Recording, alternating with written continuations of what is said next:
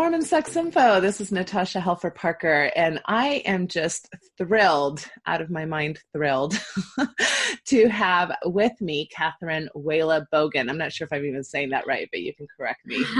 It's Vela. Vela? Is that how you say that? Okay, yeah, thank Vela you. Bogen. Of course, thank you. All right, so just a few announcements before we get started. This will be a co-production between Mormon Sex Info and Mormon Mental Health Podcasts. I hope that you will find this valuable, and if you do, please consider a donation either to Mormon Mental Health or a subscription to Mormon Sex Info. That's how I have the capability to make these podcasts happen. But without further ado, I really want to get into our interview today. So I came across Katherine's a post that she posted. I think it was just going viral. Yes. And so I came across it, never have crossed paths with you before. And you don't run in my normal Facebook circles. It's kind of cool that we've even crossed paths in this way. But this was during Kavanaugh's time where, we were going through that whole kind of debacle in our country as far as when Kavanaugh was going through the hearings about whether or not he was going to become one of our Supreme Court justices. There were obviously a lot of opinions, a lot of information, a lot of things going around that were a little concerning for those of us in the mental health field to have worked with sexual assault survivors in particular. Specifically, this fear that our president also kind of kept coming back to, that men should be afraid now of false allegations. And this came up quite a bit.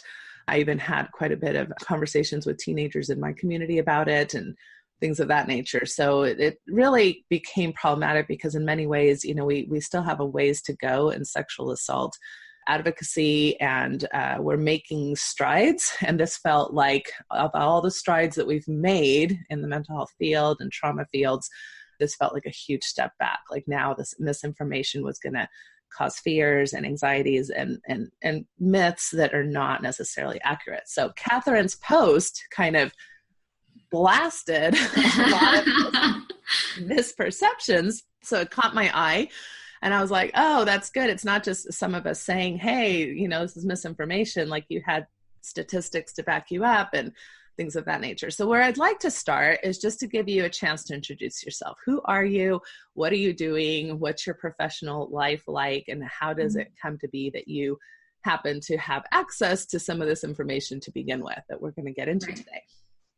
Well, my name is Katherine Bogen. I'm a clinical research program coordinator at Rhode Island Hospital in the Department of Psychiatry, and our laboratory principal investigator is also faculty at the Medical School of Brown University. I've been working in violence prevention research for about 3.5 years now. I started out as a pediatric violence prevention research assistant at the University of Pittsburgh Med School and did some work with vulnerable populations there. So homeless and foster youth who had experienced trauma, sexual minority women, so women who identified as lesbian, bisexual, or trans who had experienced partner violence and were disclosing trauma, and then wound up working in a research lab up at Rhode Island Hospital, which is where I am now. I've been here for about 2 years, and our lab focuses on program evaluation for violence prevention programs in middle schools, high schools, with university students, with military. So we really focus on what do good prevention programs need in order to be successful in actually reducing population level experiences of partner violence and sexual assault. And my boss, her name is Dr. Lindsay Orchowsky. She is a powerhouse in the field, and I'm really honored to work with her. She and I are collaborating on a chapter in addition to a researcher named Alan Berkowitz, who was one of the founding fathers of social norms theory. And our chapter focuses on false reporting, how common false reporting actually is, or uncommon it actually is, what some of the barriers to reporting are to begin with, how false reporting is qualified across different police precincts. So I do have a background in violence prevention work, and in the last 6 months have had the really amazing opportunity of getting to know the false reporting literature very well. And when everything was going on with the Kavanaugh hearings, I was watching people online say these really victim blaming and pretty horrible things about Dr. Christine Blasey Ford. I was just fed up. I was fed up watching the news cycle. I was fed up watching people who I really love and care about espouse what are called in the field rape myths. And so I wanted to challenge some of those rape myths and talk about what false reporting actually looks like and what some of our misconceptions are about false reporting in order to make my online space and my community safer for survivors and just spread the good word. And I did not anticipate that the post would go viral, but am absolutely delighted that it has. I'm absolutely delighted it has. We need these kinds of things to go viral. So, and it's my understanding just from looking at your Facebook posts since then that you've been invited to several media outlets, several places to be able to speak about this. So I'm really happy to hear that. Okay, so let's just dive right. Oh, and before I dive in, so you say you're working on a chapter 4. It's going to be, I believe, in the Handbook of Interpersonal Violence, which should be coming out in 2020. It's an interdisciplinary effort to look at interpersonal violence and sort of scope, depth, and breadth. So it's going to be, I believe, an international publication. Wonderful. Okay. Put out by the hospital or put out by... put out by a group of academics in the field. There's, I think, 8 different editors and sections. So it should be a 4-book volume. Yeah, right. Okay, wonderful. That's great to hear. All right, so let's just dive right into these. And I just kind of plan to go down your bullet list and then have you speak about each one. Another thing that I will just say is because I don't want this to be bogged down in you having to look up sources. We talked about this a little bit beforehand, is that you will make available to me kind of a bibliography of sources that you will be drawing from. And so if people are interested in looking up citations or research or things, where this information is coming from, we'll make that available, but we're not necessarily going to get super nitpicky on having to do that during the interview, if that makes sense. It's going to be more of an organic conversation. All right. So you started out by saying that about 2 to 10% of formally made reports of sexual assault are considered false. Yes. And then you said that the most reliable statistics is that it's more between 5 to 6%. And of course, right away, we could get into the idea that reports of sexual assault are in of themselves a very small amount of the actual sexual assaults that happen. So do you want to speak to either one of those things first?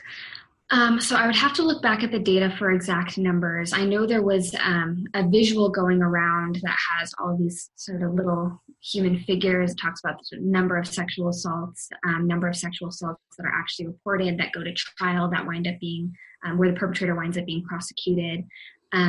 What we do know from the research is that it's actually much more likely that survivors disclose to friends and loved ones, people who are considered informal support providers, than are going to report to a formal resource.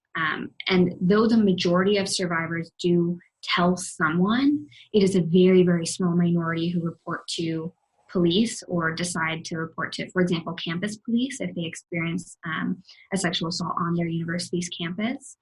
And then very few of those have enough evidence to move forward and go to trial. We made some headway on that during the Obama era with the Title IX protections and the Dear Colleague letter that I believe was sent out in 2014 that unfortunately wound up being rescinded by the Department of Education in 2017 by Betsy DeVos. But that set a standard for at least the legal movements forward for campus sexual assault that talked about what's called a preponderance of evidence. And what preponderance of evidence means is that if there is a 51% chance that this sexual assault occurred, the perpetrator can be found guilty. Just because it is so difficult to have evidence of sexual assault unless an evidence collection kit is done shortly after the assault. I feel like there are a lot of things to cover here. Yeah, so right off my point that I think I'm trying to make as you're talking about that is that right off the bat, we have many, many reports that are never even made. Yes. And then on top of it, when it comes to being able to prove if something is false or not in regards as far as evidence is concerned, that's very difficult. Yeah. And you're saying reports are often made more to personal people rather than official authorities. So yes. All of those things are very much the case when it comes to sexual assault reporting. Okay, so then you say, well, what is considered, right, a false report? So in other words, how do we even define a false report? So what are the problems with even using that language? So false report can mean different things across different precincts. It can even mean different things to different different officers working in the same precinct, depending on who you ask. So false reporting, even in the research in sexual violence literature, has some conflicting definitions. Some people will say a false report is a report that is intentionally made to be false. So the person who is reporting knows that they are lying and is choosing to make the report anyway, either as a form of sort of punishment for the person that they're accusing, or more often we'll hear about things like, someone missed curfew. And so in order to get out of missing curfew, the excuse is that they had experienced some form of violence. That is incredibly, incredibly, incredibly rare, infinitesimally rare. And then there are definitions of false reporting where someone will make a false report, but they won't know that they're reporting something that's false. So for example, if someone has their body grabbed on a subway, and in the state where this occurs, being grabbed does not meet the legal definition of sexual assault. It would need to be under the clothing or penetrative or, some other qualifications. Then that person might have been considered to have made a false report, even if they themselves did not know their report was false. If they were going to the police in good faith and saying, this inappropriate thing happened to me, I believe this was a sexual assault. And those definitions can vary state by state, depending on what legally constitutes an assault for that state legislature. And then there are definitions of false reports that are made by the police precincts themselves, by division chiefs, where basically they can read or hear a report and decide that the report is false without requiring that the report be proven false. So if they're suspicious of the person reporting, if the person reporting had been using substances, was homeless, have a history of mental health disorders, any kind of marginalization, then their report can be deemed false even if it's not. Just because they're a suspicious person, according to that. Exactly.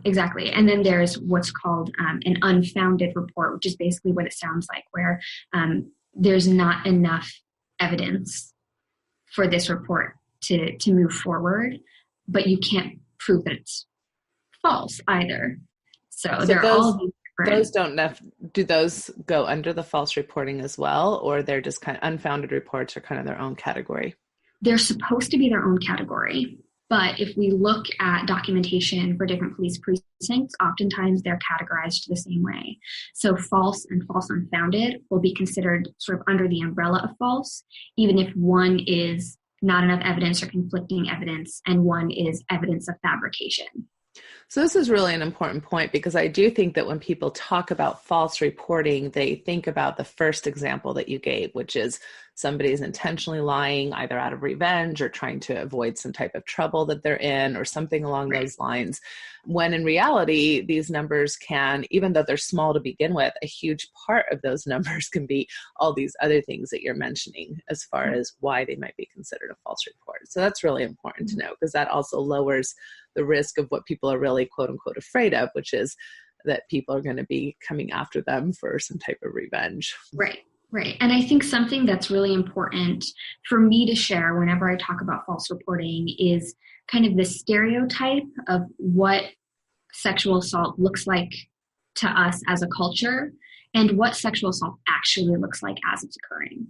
So we have the sort of cultural myth, what's called a rape myth of, for example, the stranger in the alley, someone committing an assault with a weapon, the victim fighting back or having some form of violent resistance against their perpetrator, them being verbally or physically threatened, them having marks or bruises or sort of physical signs of injury. There are all of these boxes that we try to check off to say, oh, well, that's what we would say is a real rape. I think that that's an incredibly problematic way to frame sexual assault when we know from the literature that much more commonly the assailant or the perpetrator is known to the victim, either is a romantic partner or a roommate or an acquaintance or someone that they're familiar with and that they trust. It is rare for people who are sexually assaulted to fight back. We're told this myth of sort of fight or flight response, when actually science shows us that the response is fight, flight, or freeze, and that sexual assault survivors are much, much more likely to respond with a freeze response than they are with a fight response. So our expectations that someone fight back or be bruised or injured in some way aren't based in the reality of the data and science that we have. And sort of what I'm trying to get at is when people falsely report, they report the myth because they think that's what police are going to want to hear. When that small percent of people who are doing it as a form of vengeance or to get out of missing curfew or receiving some punishment, if and when that infinitesimal group of people falsely reports, they follow the myth structure because, and I say this in my post, if you were to report a crime and lie about it, wouldn't you want it to look like the perfect example of that crime? But sexual assault in reality is a lot more complicated and a lot messier. The stories that we tend to think of as unbelievable for some reason, stories like Christine Blasey Ford's story when she couldn't necessarily remember all of the details of where this house was, but she could remember the details of where she was in the room and the hands pushing her from behind and things like that. Those stories that have gaps in memory, that display some sort of trauma response, are really the ones that we should be believing because they don't follow the script that's given. And it was maddening. It was maddening to see how the senators were following exactly that script. I was just like, oh my goodness, here we have people who are not experts in sexual trauma and they're following the scripts that those of us who do work in sexual trauma are saying, so that's an excellent point. Thank you for bringing that up. And I just want to second the freeze response. And just also to mention to people, because a lot of times I think survivors have a lot of guilt about having had a freeze response. Like, why didn't I fight back? Why didn't, after the fact? And actually the freeze response is very protective. It's a very protective response for you to be able to survive what's happening to you. Yeah. So it's actually what's supposed to be happening. Absolutely. And it explains a lot of gaps in memory as well. I mean, the body does go into survival response. The sort of physical sensations are dampened and the ability to encode memory even is impacted because it's just, I'm going to sort of go away for a little while and I'll come back when my body is safe again. So when people report gaps in memory or only remembering very specific things, that makes perfect sense based on the physiology of what's occurring when you're having a trauma reaction or a freeze response. Yeah, thank you. You kind of covered this a little bit, but 2 to 10% only includes actual formal reports made to law enforcement. Proportionally, very few survivors actually choose to formally report. The relative number of false reports between friends, colleagues, family members is likely much lower. In other words, if, in your case scenario, when you're saying when somebody has, a revenge story or something, they're less likely to going to be talking to that about, in friends or, 5 years down the road or those kinds of things. It's going to be when people disclose, it's usually to people who are close to them because that's a very vulnerable thing to do. Yeah.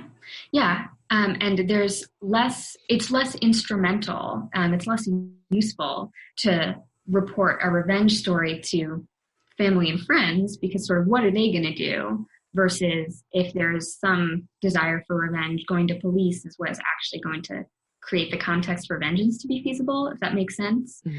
So it seems kind of absurd for someone to falsely report to friends or family as a way of getting vengeance on someone. Yeah.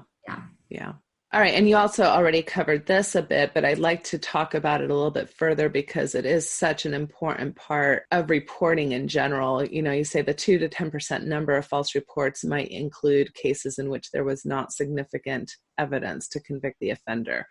And unless a sexual assault evidence collection kit is done or there are witnesses, evidence in most sexual assault cases is limited. This came up a lot in the Kavanaugh case. There wasn't evidence, there weren't witnesses to support what happened. And the reality is that, sexual assault is usually done privately. It's kind of, definitely one person said it, the other person said it type of scenarios. And rape kits are only usually helpful if the person is willing to go in within 12 to 24 hours after an event. And it also, I think, requires semen or some type of biological, like a level of sexual assault that isn't required for the legal definition of sexual assault. So in other words, you can be sexually assaulted without having semen that will prove, that something had happened to you in that regard. And I've heard of rape kits in many counties going untested because there's not enough people to test them. And also just the reality that if you think about having been assaulted in this very difficult, complex way, especially when it's somebody you know or you're confused, what incentive is there to go within 12 to 24 hours and go through a very kind of, although I will say that people who are trained to do rape kits or do a phenomenal job, but yet it can feel very belittling or embarrassing or shameful just to have your body be kind of like, cleaned or tested or taken samples from. I mean, that's just a very difficult process to put yourself through. Yeah, absolutely. I think it can be re-traumatizing.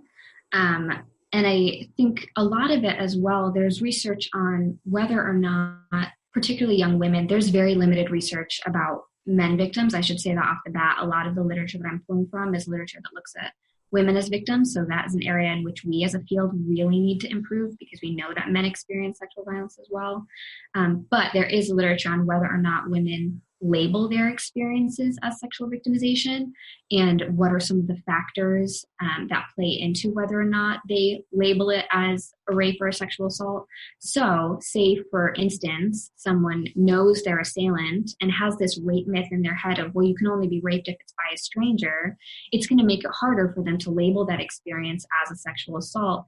And that is going to minimize their likelihood that then they say to themselves, I need to go to a hospital and get a sexual assault evidence collection kit done. And that's assuming that there is some sort of evidence to be collected. As you said before, there are manners in which people can be sexually assaulted or sexually violated that do meet the legal definition of sexual assault, that don't necessarily leave any evidence, especially given that we know that sexual assault survivors' responses are likely going to be a freeze response. So the bruises or contusions or other sort of forms of injury that people might be looking for during a sexual assault evidence collection kit with the lack of semen or other evidence to be collected might not be present at all because that survivor might have frozen. So there's all of these different obstacles, from even recognizing that the assault was something wrong that happened, to labeling it as a sexual assault, to having the knowledge that, okay, if you're sexually assaulted, you get an evidence collection kit done, which a lot of people don't have that knowledge base to begin with, to knowing the sexual assault evidence collection kit has to be done within a certain time frame. I should be wearing the same clothes and I shouldn't bathe, right? And then it needs to be tested. And if there aren't enough people working in the testing centers in this state, I might have to advocate really hard for this to be tested, which can be re-victimizing for me. I'm also going to have supportive police at the precinct that I'm reporting to who are going to help me through this process of using the evidence of the sexual assault evidence collection kit. There are so many steps that dissuade survivors from going through the process of reporting. So when we have someone on a national stage like Dr. Blasey Ford, who was missing the evidence that would have helped bolster her case, who had gaps in her memory, who had these very normal, very understandable weaknesses to her account, I would say they're not weaknesses at all. I would say, as someone who works in the field, they all make perfect sense. But the public was able to sort of pick apart her story in a way that is not only, I'm certain, re-traumatizing to Dr. Ford, but re-traumatizing to all survivors who are watching this happen, who are thinking, wow, my story looks an awful lot like that, and are then themselves being dissuaded from coming forward. Absolutely. Who would want to put themselves through that? And another interesting thing that was just fascinating for me to watch was people to say, well, we believe you. We believe something happened, poor soul. But obviously you don't know enough about what happened to you to make sure that it was, this person that you're accusing. So there was this very, like you're saying, ability to pick the parts of the story that basically the public wanted to believe or not believe. So that was just fascinating to me as well. And incredibly patronizing. Yeah. All right. You say, so the 2 to 10% of false reports might include cases in which the accuser changes their story or gives conflicting accounts. Mm-hmm. And then you said, given the impact that trauma has on the brain, memory and processing, which is some of what we've been talking about with Ford, it makes perfect sense that survivors of sexual violence might give conflicting reports. So again, this breaks down, quote unquote, the evidence, that at least police authorities are going to be looking for. Right. And we'll read in the research, there will be reports from police that say, oh, well, originally she said that the couch was on this side of the room, but actually the couch was on the other side of the room, so nothing must have happened at all, which is so kind of absurd when we think about other forms of trauma and violation as well, where say someone was robbed and held at gunpoint or had some other violent experience and they couldn't remember which side of the street they were facing. Would we doubt that they had that experience? No, we would assume that they were afraid and they were focused more on what was happening to them than their context or surroundings, which makes perfect sense. Right. Yeah. So that's really unfortunate for people to not understand how that is impacted by trauma, is memory and cognition. Yep. So 2 to 10% of false reports might include cases in which police and law enforcement themselves simply decide they do not believe the victim. So this is where you look at credibility, whether or not, and this is, some of the examples that you mentioned are so heart-wrenching because, you mentioned people who use substances or addicts, people who are homeless, people who may have mental health disorders. And, my work started at a methadone clinic when I was at the very beginning of my clinic, and I remember talking to many, many women who themselves, reported to me, in confidence, like this idea that they had experienced sexual assault at the hands of authorities or other people in their community.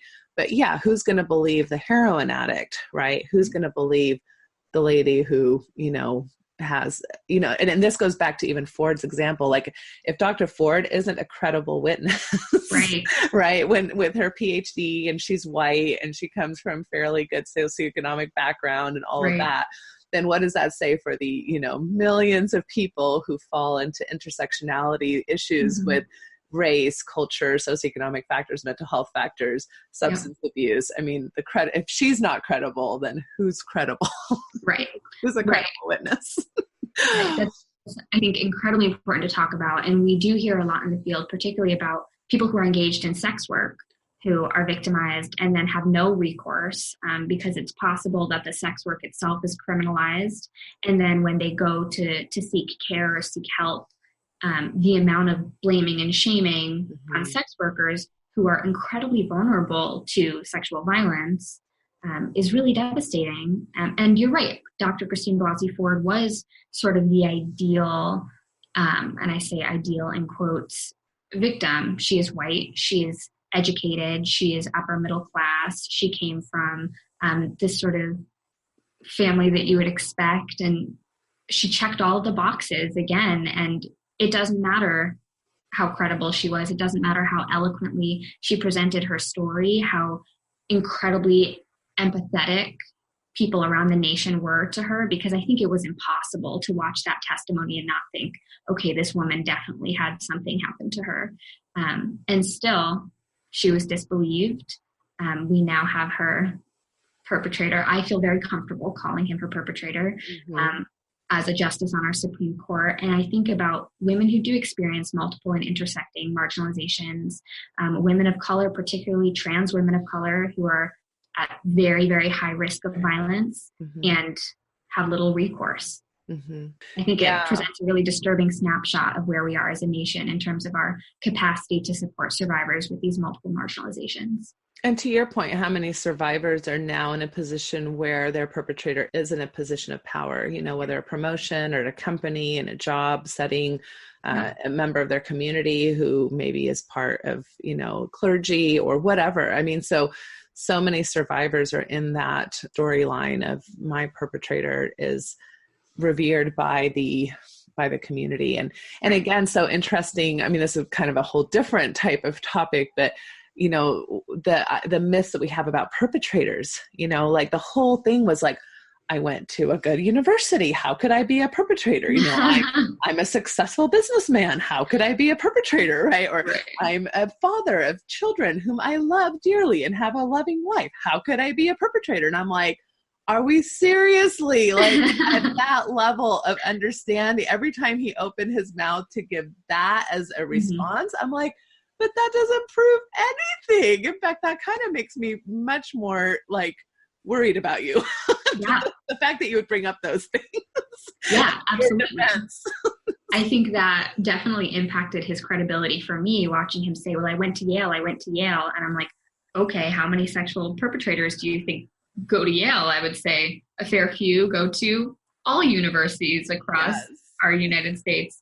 And I do think part of the stranger rape myth contributes also to the accompanying myth of kind of the rapist being a creature who like crawls out of the swamp and does their dirty deed and then returns back to wherever their swampy area is. And that is not the case. Perpetrators are, I think, distributed across different kind of contexts. But men in power do perpetrate frequently. Men in power who have ties to morality and messaging perpetrate frequently. I mean, if you look at the instances of abuse that have happened in the Catholic Church throughout U.S. history, and especially the most recent cases in Pennsylvania, if you look at perpetrators like Bill O'Reilly, who had that big buyout from Fox News, and now since the Weinstein scandal broke, and I think it was the end of 2017, I might be getting my dates mixed up. There have been running tallies from the New York Times, from CNN, from all of these different reporting avenues where they've kept a list of high-profile men who have been accused of sexual misconduct or sexual violence. And each list is in the hundreds at this point. And we hear about a new sort of breaking story of sexual violence perpetration every day. And the perpetrators tend to be men who have access to power. So the idea that access to power would actually excuse you from being perceived to be or accused of being a perpetrator is silly. Laughable. It doesn't make any sense. Yeah. It was laughable. It was laughable every time I heard him open his mouth that way. I was like, that's not helping you. Yeah. Maybe in this audience it's helping you, but it's not helping you with those of us who understand trauma and power differentials and these kinds of statistics. Okay, so, and you mentioned this, but again, I'd like to get into it a little bit more. The 2 to 10% of false reports might include cases in where the victim considers something an assault, such as groping over clothing, that does not meet the legal definition of assault in that state, but was not a deliberately false report on the part of the victim. So how is the public supposed to interpret that? In other words, like, is it my job to go in and say, hello, police person, I want to report sexual assault, but I need to know the legal definition before I go in and report that, even though I was just, groped by somebody in the subway station or something? And what do you know about, and how do those definitions even differ from state to state? Do you have definitions with you that you can help us understand even how those terms are used? So let me pull up, I do have a table that has some different definitions on it that I think might be useful. This just feels very victim blaming in of itself. Like, you didn't use the right language, so we're going to tally it as a false report. Yes. So there's a paper by De Zutter that came out in 2017 that differentiates between false allegations and baseless allegations. So false allegations would be the intentional lies, and the baseless allegations would be not meeting criteria of a crime. They looked at 82 to 85,000 reports, and they found that approximately 5% were considered false or baseless. So 5% of that 80,000+ number could have either been false and intentional or baseless, not meeting legal definition. And so something like the assault over the clothing would be one of those not meeting legal definition examples. And do you have an example, and I hate to put you on the spot, but of what is considered the legal definition of sexual assault? I think, again, it varies state to state. There are sort of CDC definitions that I can pull up. Because if somebody's groping me over my clothing in my genitalia or my breasts, or I would consider that sexual assault. So it's kind of surprising to me that that's not considered sexual assault in every state. Right. So there are some states that instead consider sexual assault needs to be penetrative. So it can be oral penetration, vaginal penetration, or anal penetration. But if there's not penetration, it would be considered some other form of sexual misconduct, or there's sexual assault in degrees, where in order to meet sort of the legal definition of first degree sexual assault, there needs to be penetration. Second degree, there just needs to be contact under clothing. Third degree, contact over clothing, or kind of unwanted and persistent sexual harassment. So it does vary state to state. And we go over these laws for the educational programs that I help facilitate in the Rhode Island middle and high schools. We go over the laws with the high school students so that they very explicitly know if they ever do report what is going to constitute a first degree sexual assault and what is going to constitute a second degree sexual assault, which to me seems, though I love that we, of course, share this information with the students, I think it's valuable information to have, the burden is very much on the public to self-advocate, as opposed to the burden being on our institutions to support survivors who are coming forward, regardless of what degree they fall under, making sure that we're taking sort of all accusations seriously, and then not counting that toward data that's considered a false report when it's unintentional, it's a mistake. And a 16-year-old who's making the massive step to report an assault that's already been traumatizing to a police department that they don't necessarily trust shouldn't also have to undergo that secondary victimization and violation of being doubted, and that knowing their story is going to be considered a false report and contribute to the stigmatization of other survivors who come forward in the future. It's, I think, a pretty toxic system. Yeah. Well, and even the focus on penetration being the primary, way that we're going to talk about the worst kind of sexual assault also ignores, first of all, for a lot of men who, there's obviously anal penetration, but a lot of men are experiencing sexual assault that is not penetrative.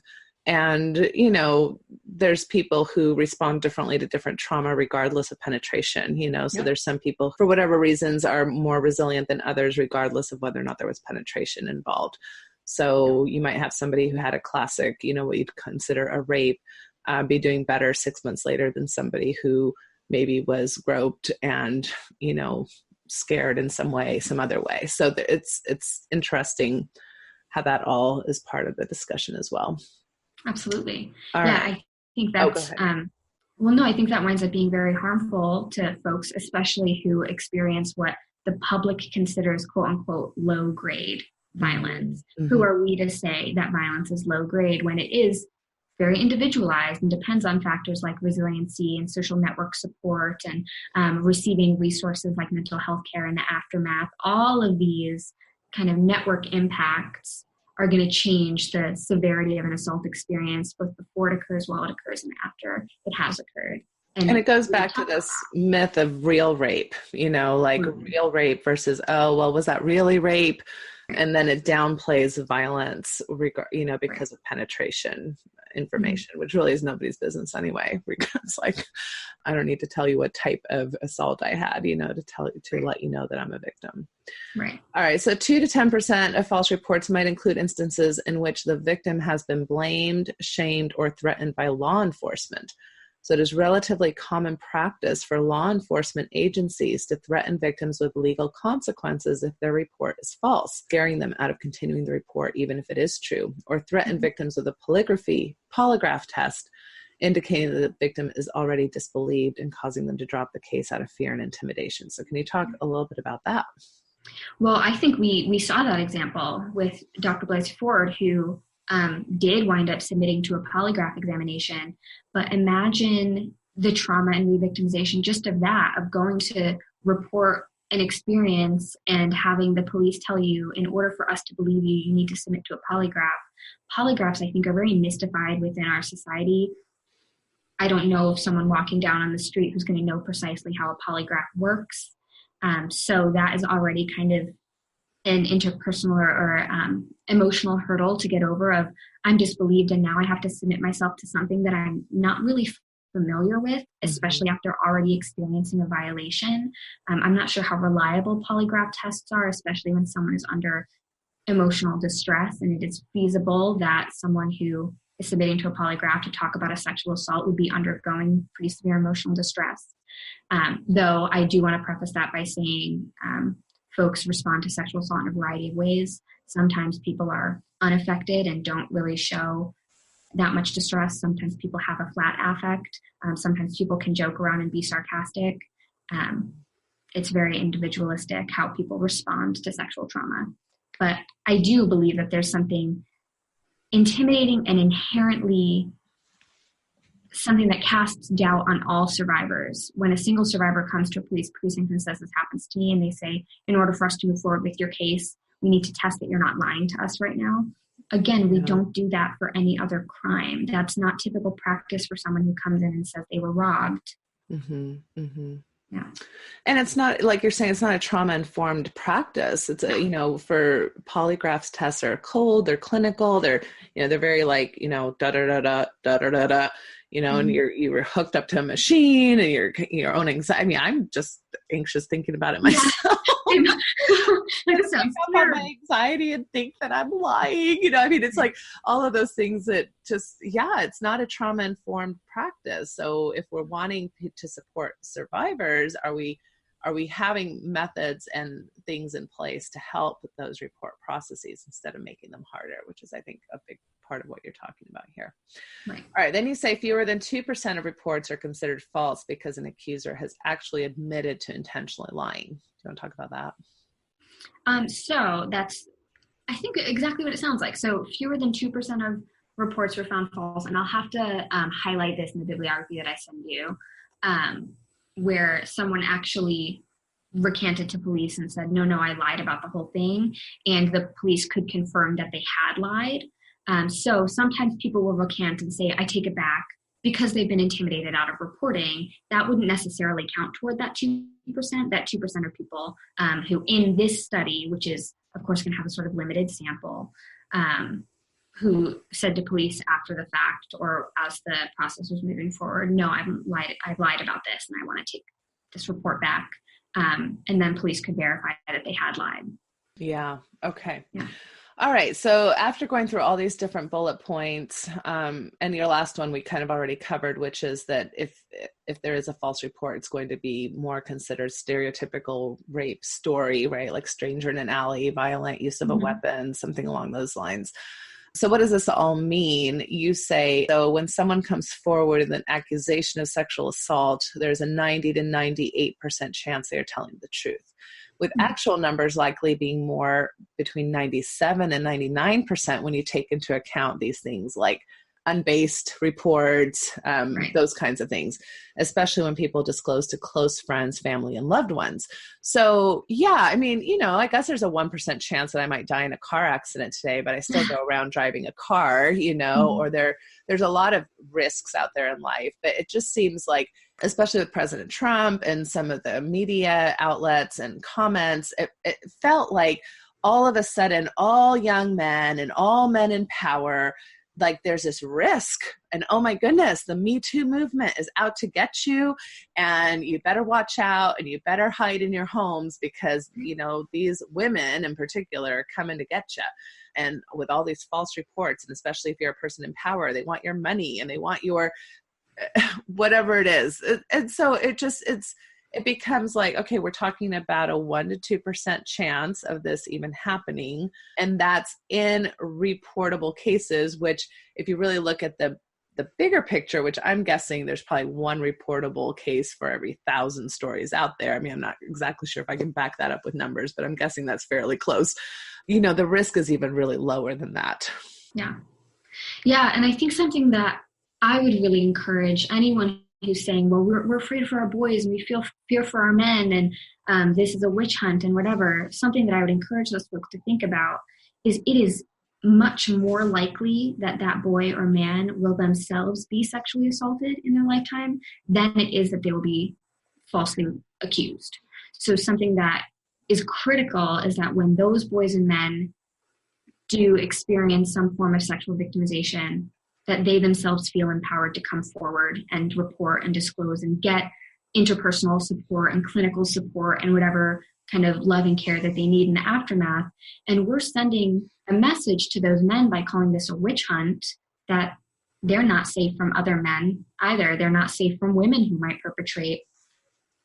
We're creating an environment that is so harmful and so intimidating for anyone who experiences sexual violence, regardless of gender identity or expression.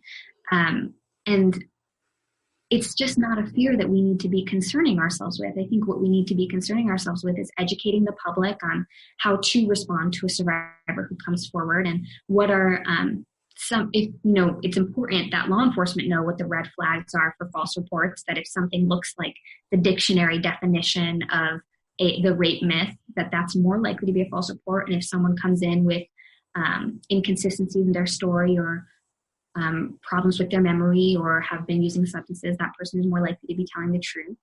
But I think what the public really needs to know are, what are the positive responses to survivors and what are the negative responses to survivors. So if I may, I would like to I would love for you to take some time and talk about that. Yes. Okay, wonderful. So we do know that humans tend to respond either positively or negatively to survivors who come forward and disclose. These responses are outlined in Sarah Ullman's work. She created the social reactions questionnaire to assess how people respond to disclosures. Positive responses can be really protective for health outcomes, like people will have less self-blame. They're more likely to choose to report if they receive a positive response. They're less likely to experience things like PTSD, depression, anxiety, whereas negative responses cause the opposite effect. So if someone receives a negative response, they're more likely to have depression, anxiety, and PTSD, to engage in avoidance coping, to engage in later substance use. Even there are sort of mediating variables in between, but things like experiencing an eating disorder or having suicidal thoughts, those things are more likely to occur if someone receives a negative response. Some negative responses are things like taking control of the survivor's decision-making. So either trying to force them to report or telling them that they can't talk to their perpetrator anymore. That person has already had the agency taken away from them. So it's really important in the aftermath of an assault or reporting to a friend, a loved one, law enforcement, whatever, that that person's agency is reinstated, that they have full control over the process moving forward. Another potentially negative response are, of course, disbelief, denial, or minimizing the experience, which I think happens automatically when we do the first degree, second degree, third degree qualifications of assault. So minimizing, denying, blaming. Distracting, which I think is one of those responses that tends to be well-intended, but actually has pretty pernicious health effects for survivors. So changing the subject, or saying like, oh, it seems like this is bothering you, let's talk about something else, which even though it might be well-intended on the part of the support provider, might tell the survivor themselves, this person doesn't want to hear from me. This person doesn't care what I have to say, or they're uncomfortable, so I can't talk about this anymore. And a similar negative response would be an egocentric response. So something like, oh, I'm so angry at that perpetrator, I can't believe he or she or they did that to you, I'm going to go beat them up, which then requires the survivor to expend emotional energy and time comforting the person that they just disclosed to, as opposed to receiving comfort themselves. Right. So right. Those are some of the negative responses. The pro-social and positive responses, the responses that we want everyone to have a script of, are things like, I believe you, I support you, I believe this happened as you say it did, what do you need from me? So emotional support, providing validation and belief, things like tangible and informational aid. So tangible aid would be something like, can I drive you to the emergency room if you would like to get a sexual assault evidence collection kit? Can I take you to this hospital and hold your hand? Informational aid will be, can I help connect you to a therapist? Can I help connect you to someone who does dialectical behavioral therapy or cognitive behavioral therapy, or some sort of evidence-based practice? Or can I bring you to yoga, or do you want to use my yoga DVDs, something that's actually going to tangibly or informatively assist that survivor. So the script that I tend to give students that I'm working with are, I believe you, I support you, what do you need from me? and what do you want to do moving forward? Because already you have belief, you have emotional support, you're offering yourself as an agent for that person, and giving them agency back so they have control over their decision-making process. That is all so good. And what I would say to those in a support position to kind of just flank what you're saying is, if it is normal to be angry on behalf of the person that you love, or to be emotional, right? Or to, which is kind of what drives those egocentric responses that you talked about. Get your own help, get your own support, right? Get your own people to talk to, so that you're not, unwittingly placing that burden on the person who's counting on you and asking for your support. So yes, self-care is so important. Yeah, a venting session with your own therapist. So yeah, that's all really good. Do you think that we talked, the last thing I wanted to make sure we covered that you had said was just barriers for reporting? I mean, do you feel like we covered that in kind of the bullet points, or do you want to just kind of quickly revisit that? So I have a list here that's from an article written by Sable et al. In 2006. I'll send this out in the bibliography as well, that has college students' perceived barriers to reporting. And what they've listed, and I'm just going to read it out here, are things like shame, guilt, and embarrassment, fear of being judged or called gay, fear of retaliation on the part of the perpetrator or their community, confidentiality concerns, so fears that they won't be held in confidence, fear of being disbelieved, financial dependence on a perpetrator or the perpetrator not allowing them to get help, not wanting a family member or a friend or a perpetrator who's known to them to be prosecuted or to receive punishment themselves, disbelief in a successful prosecution process, which I think is quite relevant now, especially seeing Kavanaugh on the Supreme Court, being unaware of the importance of treatment, so thinking this will go away and I'll feel better, and not knowing that they need support themselves, lack of knowledge about how to get help, lack of resources to obtain help, lack of available services, dislike or distrust of police and our justice system, and cultural or language barriers to obtaining help. So that's a pretty hefty list from a single article, and I could probably find 6 or 8 different articles that have 6 or 8 different lists that, we could continue to generate multiple obstacles to reporting. And I think something that's really important to say, and I know I do say this at the end of the post, is the survivors who do choose to report do just an unbelievable amount of social good. They are a magnificent boon to our communities. I think we talk a lot about survivors in a framing of burden as opposed to a framing of boon. And that's something that I really think is important to reverse.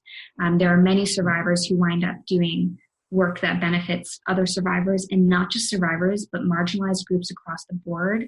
Survivors with high measures of empathy and resilience who wind up being champions for social justice, and people who work really hard on achieving civil and human rights for other populations. So I think survivorhood in and of itself is really stigmatized, and we need to move more toward a conversation of, okay, these people have experienced trauma, have survived, are choosing to report, which is a re-traumatizing experience, are doing the work to hold perpetrators accountable when other people are, for any one of these valid obstacles, are intimidated out of or unable to do.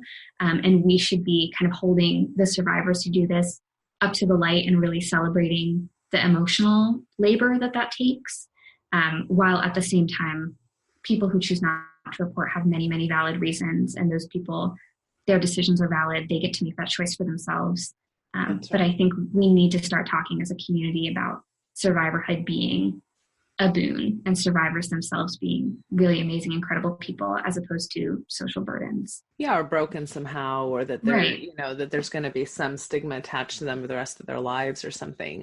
There's so much research going into trauma growth, resilience, and not just, yes, trauma is difficult and it does have negative repercussions and sometimes things that last for a very long time. And yet that's not the full story.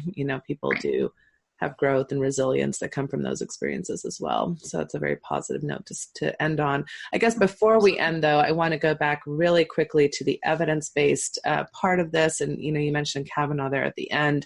It was also interesting to me that we treated the whole job promotion as a legal qualification. And what I mean by that is people were like, well, you have to have evidence for this to, really impact our decision to promote this person. And that, I think, was a big misnomer in of itself. We were not in there wondering if we were going to send this man to jail, which then, yes, our legal system does require evidence. And that's why so many people don't go to jail for these types of crimes, because as we've already talked about, it's very difficult to produce evidence. However, when it comes to job promotions or even keeping a job, that does not require the type of evidence that the legal system requires. And that was very disconcerting to me as well. And I don't know if you have any quick thoughts about that. Well, I think that goes back to the standards that were set by the Department of Education during Obama's tenure of the preponderance of evidence, where you could watch Dr. Ford's testimony and you could watch Kavanaugh's testimony and say, she's more believable than he is, 51% to 49%, or I would say like 99% to 1%, but that's my biased opinion. And so we make a call. And that doesn't mean that he's going to be sent to jail. It just means that the evidence suggests that she is telling the truth. The evidence suggests he wasn't willing to have the FBI investigation done. He was incredibly belligerent, talked a lot. He lied under oath about the drinking and about what a devil's triangle is and boozing and all of these sort of terms that he used. She on paper looks more credible than he does, 51, 49%. And we make a decision from there. And unfortunately, this is the same White House and the same administration that rescinded the preponderance of evidence clause that was in the Dear Colleague letter from Obama. So Betsy DeVos and the Department of Education have made it much harder for campus survivors of sexual violence as well to receive justice from their institutions. And we're seeing this at all different levels, which constitutes socially what is called an institutional betrayal of survivors, which exacerbates PTSD symptoms when you witness people who represent your culture and your society betraying your group, especially when it's an institution that is supposed to uphold your rights and your safety and your health. Katherine, you've been an amazing guest, very well spoken, very well, just so articulate, so knowledgeable about what you're offering. I'm so glad you're getting the attention that you're very deserving of. I hope that our listeners have found this very valuable. I definitely have either learned or been validated from you in this 1 hour section. So thank you. I hope to have you back on the show, hopefully for other topics, because you're a very interesting young woman. Thank you. I would love that. And so, yeah, you're in the advocacy field for a lot of different things. And even in intersection of faith, we haven't really talked about this, but you're on Mormon show, but you have a Jewish background yourself. Yes. And with some of the things that are happening with anti-Semitic issues in our country, I think that would be a fascinating thing to talk to you about. So I would love that. I would love to have you back. All right. Well, thank you for your time. Thank you so audience, much. Please support the shows and please send Katherine your love. So goodbye, everybody. Take care. I appreciate your time. All right. You. Bye-bye. Bye.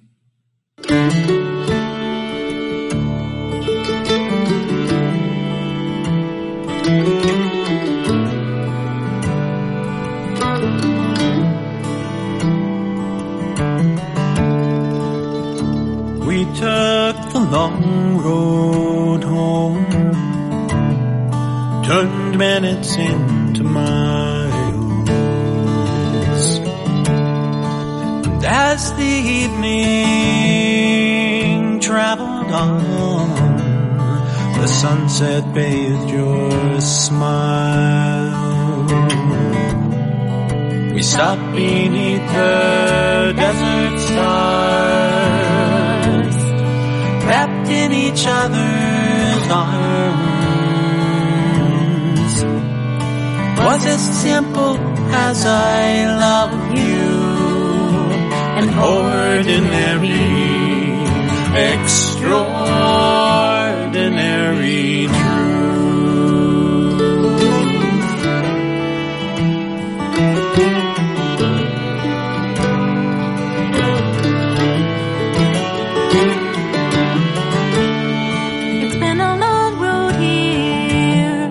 A trail with tears, pain and sorrow to every storm we traveled on like lovers do. And if sometimes we fell apart, we always came back home. Was as simple as I love you, an ordinary, extraordinary truth.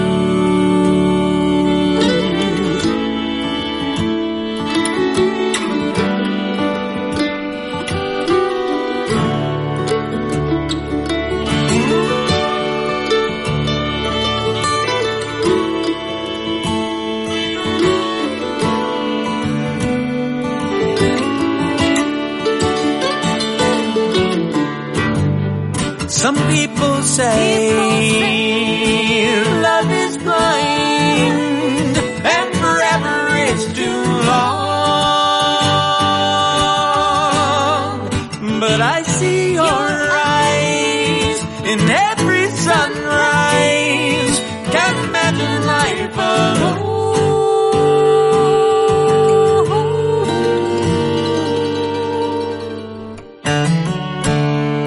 Let's take the long road on together until we're gone. Want you by my side till the day I die and into the beyond. It's as simple as our love is. That's how I wanna go, all wrapped up in the arms of our extraordinary, it's nothing ordinary love.